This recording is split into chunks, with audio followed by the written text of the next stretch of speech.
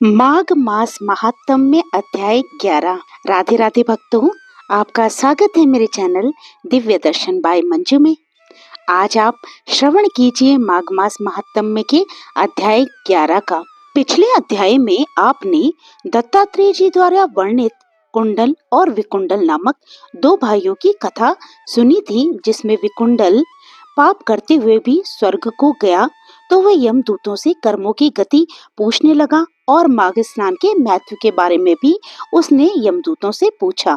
अब आगे यमदूत कहने लगा कि हे वैश्य, मनुष्य को सदैव शालिग्राम की शिला में तथा वज्र या कीट गोमती चक्र में भगवान वासुदेव का पूजन करना चाहिए, क्योंकि सब पापों का नाश करने वाले, सब पुण्यों को देने वाले तथा मुक्ति प्रदान करने वाले भगवान विष्णु का इसमें निवास होता है।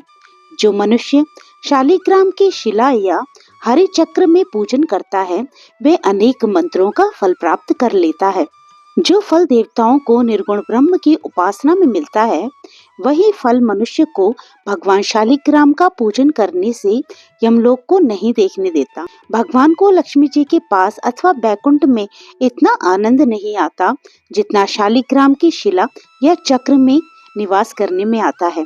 स्वर्ण कमल युक्त करोड़ों शिवलिंग के पूजन से इतना फल नहीं मिलता जितना एक दिन शालिग्राम के पूजन से मिलता है।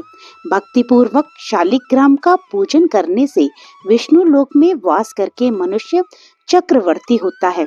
काम क्रोध लोभ मोह अहंकार से युक्त होकर भी मनुष्य शालिग्राम का पूजन करने से वैकुंठ में प्रवेश करता है। जो सदैव शालिग्राम का पूजन करते हैं, वे प्रलय काल तक स्वर्ग में वास करते हैं। जो दीक्षा नियम और मंत्रों से चक्र में बलि देता है, वे निश्चय करके विष्णु लोक को प्राप्त होता है। जो शालिग्राम के जल से अपने शरीर का अभिषेक करता है, वे मानो संपूर्ण तीर्थों में स्नान करता है। गंगा रेवा गोदावरी सबका जल शालिग्राम में वास करता है। जो मनुष्य शालिग्राम की शिला के सन्मुख अपने पिता का श्राद्ध करता है, उसके पितृ कई कल्प तक स्वर्ग में वास करते हैं। जो लोग नित्य शालिग्राम की शिला का जल पीते हैं, उनके हजारों बार पंचगव्य पीने से क्या प्रयोजन। यदि शालिग्राम की शिला का जल पिया जाए तो सहस्त्रों तीर्थ करने से क्या लाभ। जहाँ पर शालिग्राम है, वह स्थान तीर्थ स्थान के समान ही है। वहां पर किए गए संपूर्ण दान होम करोड़ों गुणा फल को प्राप्त होता है। जो एक बूंद भी शालिग्राम का जल पीता है, वह माता के स्तनों का दुग्ध पान नहीं करता, अर्थात गर्भाशय में नहीं आता। शालिग्राम शिला में जो कीड़े मकोड़े एक कोस के अंतर पर मरते हैं, वह भी बैकुंठ को प्राप्त होते हैं। जो फल वन में तप करने से प्राप्त होता है, वही फल भगवान को सदैव स्मरण करने से प्राप्त होता है। मोहवश अनेक प्रकार के घोर पाप करने वाला मनुष्य भी भगवान को प्रणाम करने से नरक में नहीं जाता।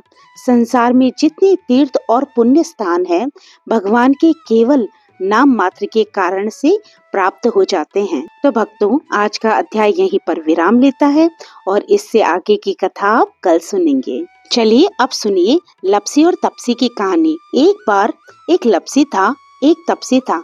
तपसी हमेशा भगवान की तपस्या में लीन रहता था।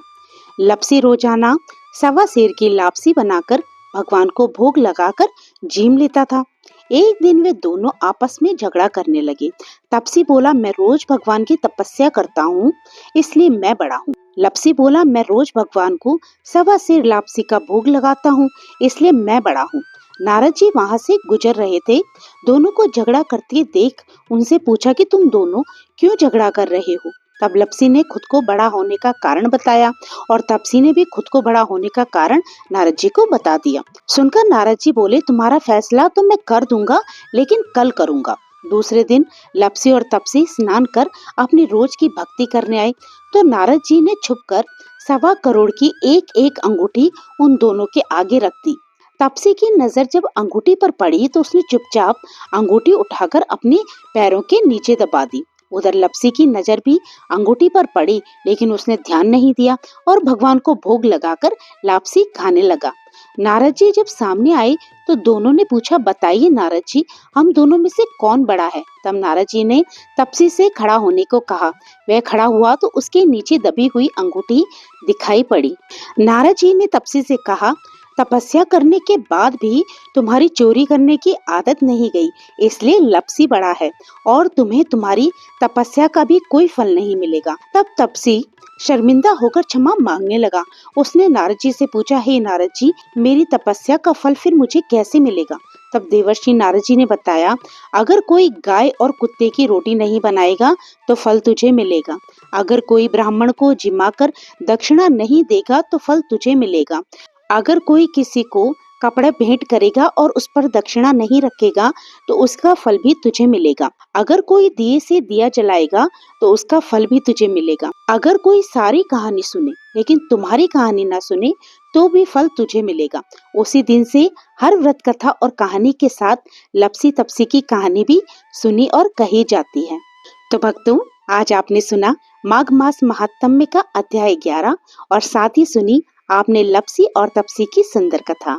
आशा करती हूँ दोनों कथाएं आपको अच्छी लगी होंगी। इसी प्रकार की कथाओं को सुनने के लिए मेरे चैनल को सब्सक्राइब करना मत भूलिएगा। तो भक्तों, प्रभु का नाम लेते रहिए, पुण्य के भागी बनते रहिए। जय श्री कृष्णा, राधे राधे।